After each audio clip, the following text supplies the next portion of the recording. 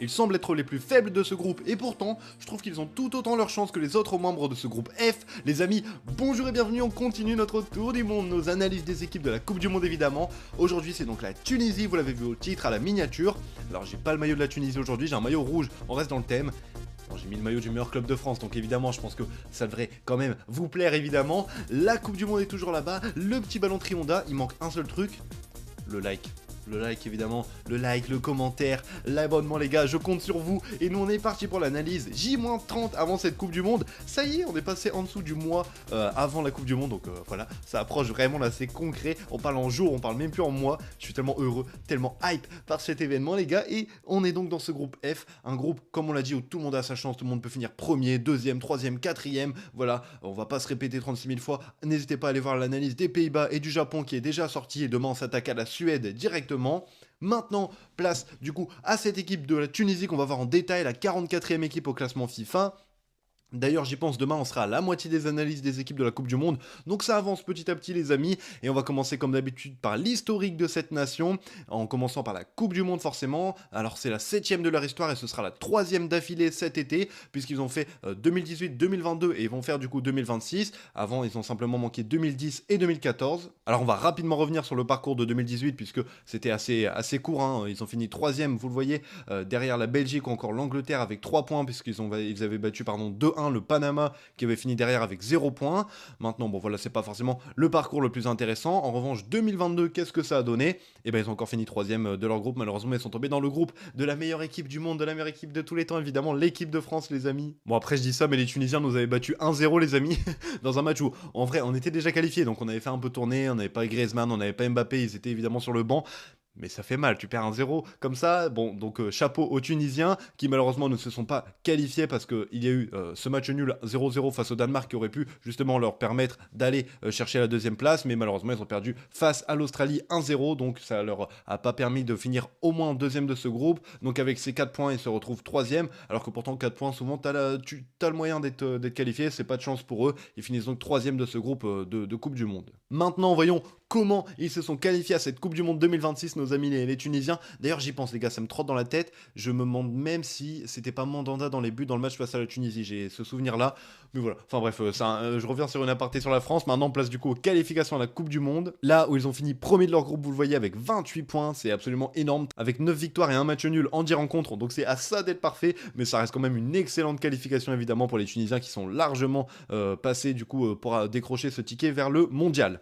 Maintenant, place à l'Arab Cup, donc l'édition 2025, là où ils ont donc fini 3ème de leur groupe, avec un match nul, 2-2 face à la Palestine, donc c'était un bon résultat. Maintenant, il y a cette défaite 1-0 face à la Syrie, qui finit donc en 2ème position de ce groupe, qui fait un petit peu mal, surtout que la Tunisie avait dominé avec 12 tirs de plus, justement, que la Syrie, mais malheureusement, voilà, dominer n'est pas gagné, et parfois, il faut être plus efficace que son adversaire, et ça suffit simplement.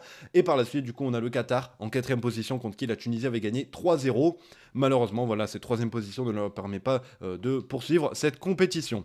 Maintenant, voyons la CAN avec l'édition du coup de 2025 au Maroc, là où ils ont fini 2ème de leur groupe, 5 points derrière le Nigeria qui était donc premier, avec une défaite notamment 3-2 face au Nigeria justement. En 3ème position, on a la Tanzanie contre qui la Tunisie a fait match nul 1 partout, et ils avaient gagné 3-1 face à l'Ouganda.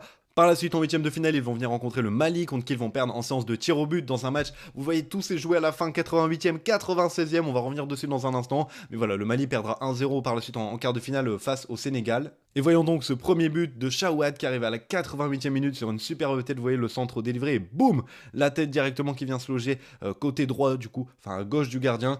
Donc à ce moment-là, 88e minute de jeu, pardon, la Tunisie est qualifiée. Explosion de joie, ils se disent ouais c'est bon, c'est fait. Sauf qu'attention, ils n'ont pas dit leur dernier mot, les Maliens évidemment. Et on a du coup cette main évidemment de Yassir Meria qui arrive à la 96e minute de jeu. C'est terrible. Le Mali a donc un penalty. Je vous ai remis cette main évidemment. Il agrandit sa surface corporelle. Donc c'est forcément une main. Enfin là, il n'y a pas de discussion dans la surface de réparation. Et le Mali qui va donc avoir cette occasion d'égaliser. Penalty transformé par Sinayoko évidemment. On voit, j'ai mis la petite croix sur la balle pour que vous la voyez bien. Pardon, le gardien était plongé de mon côté. Et du coup, c'est Sinayoko qui marque, hein, le joueur qui a mis, il me semble, tous les buts du Mali lors de cette CAN. Bon, après, il y avait que 3 buts, mais voilà, ça fait stylé de dire qu'il a mis tous les buts de son équipe. Et du coup, forcément, avec ce but, explosion de joie sur le banc malien. Voilà, ils sont trop heureux. C'est ça qui fait le charme, hein, forcément, des compétitions. Il y a d'un côté, forcément, le malheur des uns, mais le bonheur des autres est exceptionnel à voir. Ça fait plaisir, du coup, de voir le peuple malien réjoui de ce but-là. Mais bon, pour les Tunisiens, forcément, c'est la vidéo sur la Tunisie, donc on est un petit peu triste pour eux. Maintenant, place aux matchs amicaux. Là, on va le voir, ils vont du coup jouer face à l'Autriche le 1er juin et face à la Belgique le 6 juin. Donc des matchs qu'il faudra suivre de près, notamment pour voir les résultats, voir si la Tunisie arrive en confiance pour ce mondial. Mais sinon, vous le voyez, il y a cette victoire 1-0 face à Haïti et ce match nul 0-0 face au Canada qui ont été réalisés du coup au mois de mars et au mois d'avril. D'ailleurs, j'ai eu la chance d'aller voir le match au mois de novembre face au Brésil de la Tunisie qui s'était déroulé à Lille. Là où la Tunisie avait d'ailleurs beaucoup subi avec 34 dégagements sur la rencontre. Ils avaient beaucoup défendu, mais voilà, c'était intéressant de les voir. J'ai justement trouvé très très solides défensivement parce qu'il y avait toujours un pied qui traînait sur les frappes d'Estevao, les frappes de Vinicius, etc. Donc voilà, très très solide dans ce domaine-là. On va revenir dessus dans un instant lorsqu'on parlera des statistiques ou encore des joueurs à suivre. Mais avant, parlons de la forme récente, et non pas du tout, je me suis loupé. Parlons simplement de l'historique des rencontres qui ont eu lieu entre ces différentes nations du groupe F. En commençant par les Pays-Bas, on a eu un seul match amical en 2009 qui s'était fini sur le résultat de 1 partout. Par la suite, face au Japon, eh bien, ce sera le 5e match de l'histoire entre ces deux nations. On a notamment eu 2 matchs amicaux qui se sont joués récemment. En 2022, une victoire 3-0 des Tunisiens face aux Japonais. Et sinon, en 2023, on a eu une défaite 2-0 justement des Tunisiens face aux Japonais de nouveau, là où les Tunisiens n'avaient fait qu'un seul tir sur l'ensemble de la rencontre. Et enfin, face à la Suède, on n'a jamais eu de rencontre entre ces deux nations, que ce soit chez les pros, mais également chez les femmes, chez les jeunes, etc. Donc ça va être la totale découverte, la surprise, justement, qui vont pouvoir se faire lors de ce mondial. Maintenant, voyons du coup la forme récente de cette équipe. Oula, il y a un petit problème dans les calculs. 2 victoires, 2 nuls et 2 défaites sur les 5 derniers matchs. Évidemment, j'évoque les 6 derniers matchs et donc pas les 5. Hein, voilà, c'est les 2 matchs amicaux plus les 4 rencontres lors de cette CAN, justement, 2025. Au-delà de ça, on peut dire que c'est 8 buts marqués pour 6 encaissés. Bon, ça s'équilibre. Un but en moyenne encaissé par match et on va dire, allez, 1,2 buts marqués.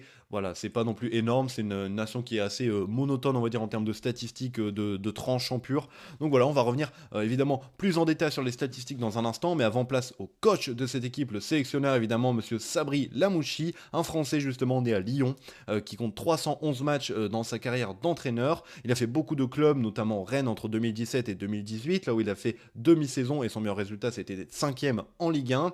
Il a également fait Nottingham Forest entre 2019 et 2020 où il avait fini 7e de Championship. Et sinon en termes de football de nation, de sélection, eh ben, il a une grande expérience là-dedans, de grands bagages, notamment puisqu'il a coaché la Côte d'Ivoire entre 2012 et 2014 où il avait fini 3e de son groupe de Coupe du Monde justement en 2014. Donc il a déjà l'expérience du mondial. Ensuite il est en Tunisie simplement depuis janvier 2026. Là il arrive après la CAN, donc voilà, il n'a pas d'expérience encore avec cette nation-là. Mais il a justement du coup disputé sa Coupe du Monde avec la Côte d'Ivoire, donc ça compense un petit peu. Maintenant à voir parce que c'est un coach relativement récent, voilà, qui arrive juste après la CAN, donc il a fait que 2 matchs pour l'instant avec la Tunisie, évidemment les 2 matchs amicaux qu'on revoit simplement juste ici, je vous les remets. Une victoire et un match nul, donc bon, c'est des résultats pas trop mauvais. Après voilà, le match face à Haïti, si tu gagnais pas, bon forcément c'était un petit peu pas un scandale, mais voilà, c'était pas du tout ce qui était attendu. Et le match nul face au Canada, en revanche, c'est une performance qu'on peut souligner, même si on le rappelle, du coup c'est les 2 seuls matchs de cet entraîneur. Maintenant, revenons aux statistiques de cette équipe en commençant par l'âge moyen de 26,5 ans. Rien à rajouter forcément sur cette statistique. On passe directement au secteur offensif, là où il marque en moyenne 1,8 buts par match. Et on a d'ailleurs 43% de ces buts qui sont marqués de la tête. Hein. C'est 3 buts sur 7 lors de cette CAN, parce que là, c'est les statistiques tirées de la CAN. Donc oui, forcément, c'était pas le même coach. Hein. C'était monsieur Trabelsi qui était là à ce moment-là. Mais ça reflète quand même la qualité de l'effectif qui n'a pas changé depuis cette compétition. Et du coup, voilà, c'est 43% des buts marqués de la tête. Ils sont donc largement premiers de ce groupe dans ce domaine-là, puisque les deuxièmes, c'est les Pays-Bas, avec 15% seulement de réussite dans cet exercice. Et enfin, on voit l'efficacité de la Tunisie avec 1,8 grosses occasions par match en moyenne. Donc tu as 1,8 grosses occasions et tu marques 1,8 buts, bah le ratio est parfait. Une équipe franchement hyper efficace face au but. Donc ça on peut le souligner et on va voir que du coup chaque offensive, même s'ils n'ont pas forcément énormément d'attaques, bah chaque attaque va compter justement dans cette équipe et ils vont pouvoir se montrer dangereux à chaque offensive.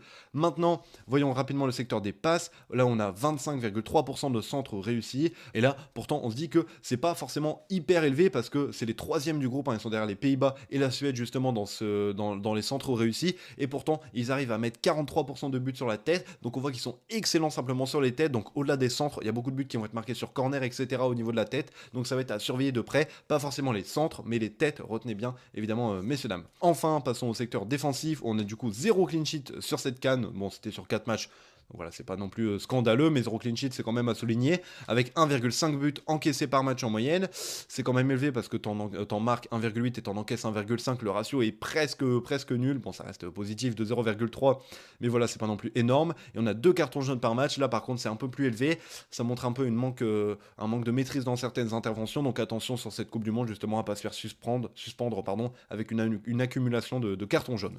Maintenant, passons donc aux joueurs à suivre de cet effectif, où il me semble que j'ai genre 6 joueurs à vous présenter. On n'a pas forcément de grande qualité individuelle, si ce n'est un joueur valorisé à plus de 9 millions d'euros. Il s'agit de, bon, je vais vous le présenter tout de suite, Hannibal Mejbri. Bon, j'ai mis que c'était un attaquant, mais bon, c'est plutôt un joueur offensif, pas forcément attaquant, puisqu'il joue souvent en 10, donc milieu offensif. Il évolue du coup à Burnley, il a 23 ans, il est donc valorisé à 16,7 millions d'euros. C'est le seul joueur du coup au-dessus de 9 millions de valorisation. Donc voilà, il a peu de temps de jeu cette saison, il n'est pas forcément hyper décisif, mais c'est un bon meneur de jeu qui peut apporter de l'expérience avec ses 44 sélections, et en plus de ça, c'est 56% de duels au sol remportés et 2,4 ballons récupérés par match. Donc c'est un joueur qui se positionne haut sur le terrain et qui a beaucoup de qualité de récupération de balles, donc il peut initier des actions relativement haut justement sur le terrain. Donc ça va être intéressant à suivre évidemment la qualité de pressing de ce joueur là. Maintenant évidemment on a plein d'autres profils intéressants, notamment Ben Farhat, le joueur de 19 ans qui évolue en 2e division allemande. C'est un buteur voilà, qui a été beaucoup blessé cette saison, notamment de septembre à décembre. Voilà, il a que 45 minutes de temps de jeu dans sa vie avec la Tunisie. C'était le match justement face au Canada, le match amical qu'on a vu tout à l'heure en détail. Et j'ai mis que sa qualité première c'était d'être décisif, puisqu'il est quand même à 6 buts et 2 passes décisives en 1250 minutes de jeu. Ça fait à peu près 14 matchs. Donc voilà, 6 buts, 2 passes décisives en 14 matchs, c'est absolument énorme. Et pour la petite anecdote, ce joueur-là, je le connaissais bien avant la vidéo, parce que dans une carrière que j'avais fait sur le jeu OSM, je sais pas si vous connaissez, c'est un jeu de football où on est manager, etc. Et justement, j'étais manager du LOSC, et j'avais recruté Ben Farhat dans mon équipe, un profil hyper intéressant. Donc je le connaissais très bien, et ça me fait plaisir de le voir dans la vraie vie, voilà, au-delà de le voir dans un jeu vidéo. Ensuite, on a du coup Sébastien Tounekti dans cette équipe. L'attaquant gauche de Celtic Glasgow de 23 ans qui a du coup l'expérience de l'Europa League cette saison. C'est un bon créateur vu qu'il est bon dans les longs ballons mais également dans la récupération de balles avec 2,5 ballons récupérés par match. De nouveau il se positionne haut sur le terrain donc il va pouvoir initier un pressing relativement haut. C'est pour ça que j'ai mis que c'était un bon créateur parce que une fois que tu récupères la balle et en plus tu as une bonne qualité de long ballon, il va pouvoir notamment récupérer la balle et boum venir se déporter sur le côté pour venir centrer. Surtout qu'on a vu qu'il y avait une très belle qualité au niveau de la tête dans cet effectif. Donc il va falloir suivre de près cet attaquant gauche notamment. Donc retenez bien Sébastien Tounekti. Ensuite, on peut passer au milieu de terrain. Là, je vais vous présenter Shkiri, voilà, je ne sais pas si je l'ai bien prononcé, mais le joueur de 31 ans bourré d'expérience avec plus de 80 matchs en sélection qui évolue à Francfort. Donc voilà, après j'ai pas non plus 36 000 infos à donner sur ce joueur là parce qu'il n'y a pas de qualité première qui sort si ce n'est son expérience. En plus on a vu que c'était une équipe pas trop âgée, hein, voilà, 26,5 ans, ça reste relativement jeune. Bon, c'est dans la moyenne, mais c'est quand même un petit peu jeune. Donc c'est intéressant d'avoir justement des joueurs d'expérience comme ça sur le terrain, mais également dans le vestiaire qui vont pouvoir apporter justement ce côté confiance en sélection, sang-froid, etc. lors des matchs importants. Donc ça va vraiment être un homme de l'ombre, on va le voir évidemment sur le terrain, mais je pense que son rôle principal ça va être dans le vestiaire ou ce genre de choses évidemment. Enfin, on va passer à la défense. Là, on a des joueurs de Ligue 1, notamment Ali Abdi, le joueur évidemment de Nice, qui peut jouer défenseur gauche, mais également milieu gauche, donc il peut se montrer un petit peu offensif, on va dire. Donc à 32 ans, ça va être intéressant notamment d'avoir son expérience, puisqu'il a plus de 40 matchs en sélection. Il a l'expérience notamment de la CAN 2021, 2023, 2025 et la Coupe du Monde 2022. À ses côtés, je me dépêche un peu parce que j'ai eu un message stockage saturé les gars, donc je me dépêche, sinon il n'y aura pas de fin de vidéo pour vous. Ensuite on a Montas Artalbi, le joueur du coup de Lorient, voilà, le défenseur central de 27 ans, valorisé à 6,7 millions d'euros. Pour moi c'est le meilleur défenseur en termes de qualité pure, j'ai mis qu'il était très bon à la récupération, puisqu'il a notamment 3 ballons récupérés par match et 60% de duels aériens et au sol remportés. Bon, pour les duels aériens forcément il fait 1m90 donc il est un petit peu aidé, ça reste un profil quand même très costaud. Au-delà de ça, très bon à la relance avec 6,5 dégagements réussis par match en moyenne, et en plus de ça il a plus de 60 matchs en sélection, donc c'est un joueur hyper complet. J'ai mis la récupération mais j'aurais pu mettre complet en fait en général, parce qu'il a de l'expérience, il a de la qualité de récupération et derrière de relance.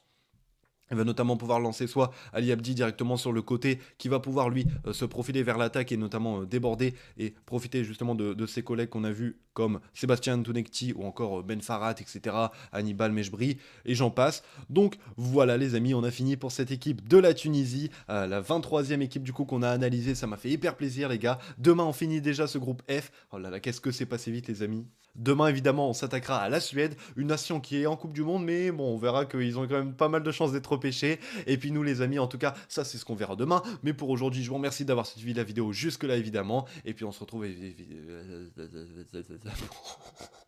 C'est quoi ce truc? En fait, j'ai bégayé, je me suis dit, je vais couper au montage, mais je coupe pas, je trouve ça drôle. Allez, à demain, les gars, et on se retrouve pour la Suède. Et on vous souhaite le meilleur, évidemment, les Tunisiens, si vous regardez cette vidéo. Ciao!